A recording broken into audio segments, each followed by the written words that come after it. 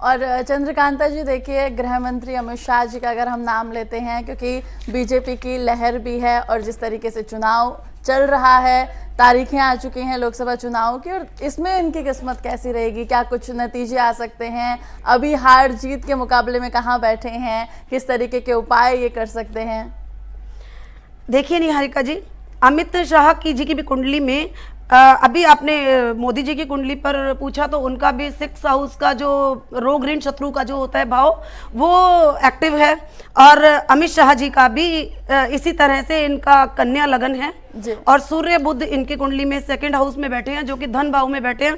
ये भी एक बहुत अच्छा बुध आदित्य योग भी है साथ में। और धन भाव के अंदर लग्नेश का बैठना, वो अपने परिवार को लेकर, परिवार या वो देश को माने या अपने घर को माने या अपने दोस्तों को माने, उनके लिए समर्पित रहने वाले हैं। और केतु देव इनके 4थे घर में बैठे हैं, राहु देव इनके कर्म भाव में बैठे हैं और शनि देव इनके 6ठे घर में बैठे हैं। चंद्रदेव 8म भाव में है, शुक्र देव 12वें घर में है और मंगल देव इनके 4थे घर में बैठे हैं।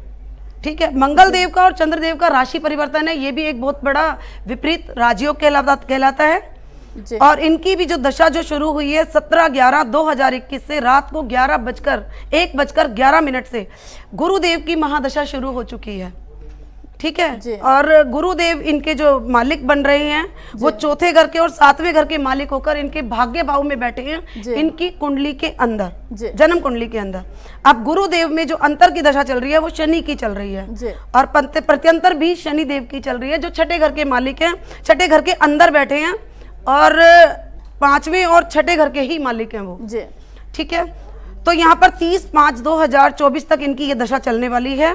फिर इनकी प्रत्यंतर में बुध देव आ जाएंगे, बुध देव जो कि इनके लगन के भी मालिक हैं और इनके लगन के साथ साथ देखा जाए तो कर्म भाव के भी मालिक हैं, जो इनके लिए बहुत शुभ फल देने वाले हैं। और इसमें शुक्र देव जब आएंगे तो वो इनकी कुंडली में और अच्छा एकदम से परिवर्तन देंगे, जो कि एक बड़ा राजयोग आएगा। और इनकी कुंडली के अंदर एक ये लगाओ कि चाणक्य की छाती, चाणक्य की छाती लेकर ये ऊपर से भगवान के घर से पैदा हुए हैं, तो इनका जो दिमाग है और जो इनका दिल है वो चाणक्य के समान है। तो ये एक बहुत अच्छे राजनीतिज्ञ हैं, इनके अंदर बहुत अच्छे गुण हैं राजनीतिज्ञ के।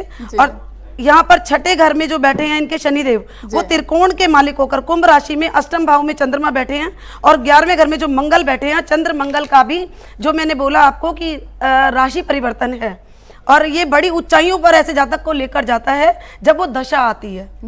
बस जातक थोड़ा विवादों में उलझा रह सकता है। गुरु भाग्य भाव में बैठे हैं 4थे और 7वें घर के मालिक होकर, तो भाग्य भाव में भी जो ग्रह बैठता है वो भाग्य का साथ तो देगा ही देगा। और ये एक प्रबल राजयोग के साथ है। राहु देव जो इनके 10वें घर में बैठे हैं, वो भी चाणक्य नीति, जो मैंने आपको बोला कि चाणक्य एक छाती लेकर पैदा हुए हैं, जिनके अंदर विचार इतने देश की राजनीति को लेकर बहुत अच्छे विचार इनके अंदर जो रहते हैं कि देश को कैसे ऊपर उठाना है, देश को कैसे चलाना है। तो ये इनके विचार जो हैं वो बहुत ही सुप्रीम ऊपर तक होते हैं। और चुनावों के नतीजे के समय लग्नेश प्रत्यंतर में बुध 30/5 को रात्रि में आ जाएगा, 30/5/2024 को रात्रि में आ जाएगा, जो कि इनकी राजनीति में इनको शुभ परिणाम देगा। बहुत बड़ी मुश्किलों से और बहुत पसीने बहाने के बाद अंत में मैं जो कहूंगी तो इनका भी जो फल है वो विजय की प्राप्ति को दे रहा है। तो यानी कि अमित शाह का जो समय है उनकी कुंडली के अनुसार अभी सही चल रहा है। जी।